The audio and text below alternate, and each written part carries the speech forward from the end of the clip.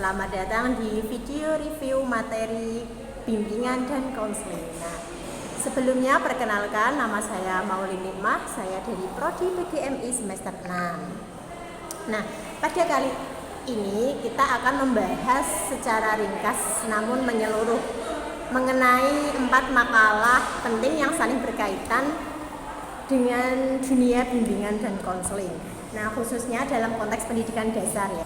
Saya nanti akan mereview makalah dari kelompok 1 sampai kelompok 4. Nah, di sini keempat makalah yang dibahas akan mengangkat tema yang saling melengkapi mengenai bimbingan dan konseling atau sering disebut dengan BK di lingkungan pendidikan dasar. Nah, khususnya di SD atau MI ya teman-teman. Makalah yang pertama itu berjudul Kebutuhan Layanan Bimbingan dan Konseling. Nah, di sini membahas pentingnya layanan BK dalam menjawab kebutuhan perkembangan anak dan remaja, dinamika sosial budaya, dunia pendidikan yang semakin kompleks, serta tantangan dunia kerja yang terus berubah. Makalah ini memberikan gambaran menyeluruh tentang latar belakang mengapa bimbingan dan konseling itu sangat penting dalam mendampingi siswa agar berkembang secara optimal. Nah, pendekatannya itu menggunakan pendekatan holistik, namun sebagian besar bersifat teoritis dan kurang menyentuh pada aspek implementatif di lapangan. Kemudian yang kedua, saya akan mereview makalah yang berjudul Landasan Bimbingan dan Konseling. Di makalah ini itu lebih menitik beratkan pada dasar-dasar filosofis yang menjadi pijakan dalam pelaksanaan pelayanan BK. Nah, di sini ada 5 landasan yang akan dibahas yang meliputi agama, filsafat, psikologi, sosial budaya, dan ilmu teknologi.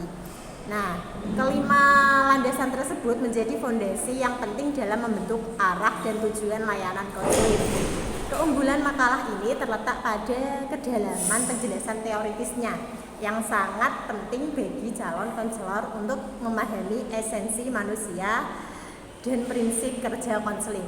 Namun demikian, makalah ini cenderung akademik dan kurang menyajikan gambaran praktis di dunia pendidikan dasar.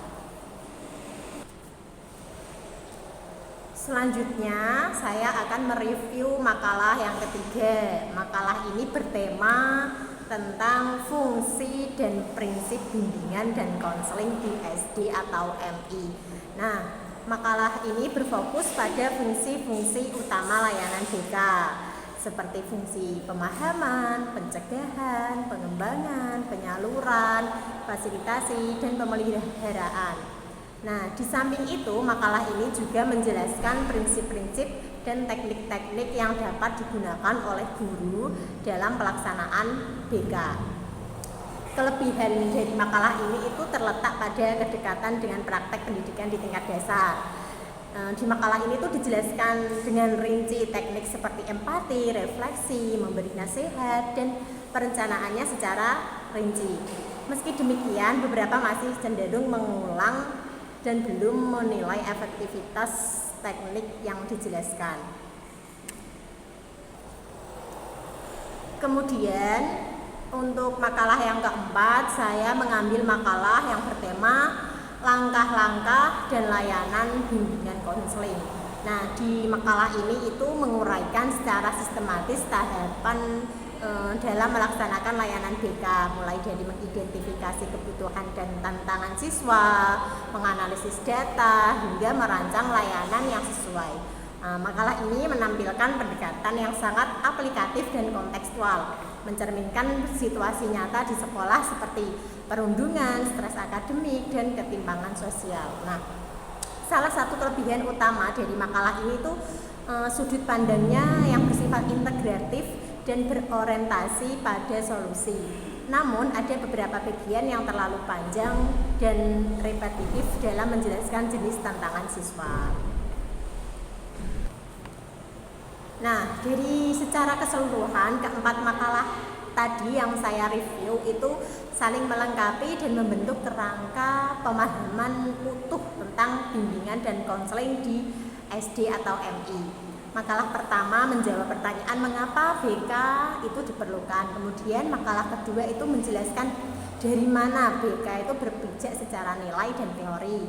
Kemudian makalah yang ketiga itu menjabarkan apa saja fungsi dan teknik yang digunakan. Sedangkan makalah yang keempat itu memberikan jawaban secara konkret atas bagaimana langkah dan implementasi layanan BK yang bisa dipraktekkan di sekolah tersebut. Nah, jika digabungkan, nantinya keempat makalah ini itu akan memberikan gambaran yang komprehensif, mulai dari teori hingga praktek, dan sangat berguna pastinya untuk teman-teman PGMI yang ingin menyusun program BK yang efektif dan sesuai dengan kebutuhan peserta didik masa kini.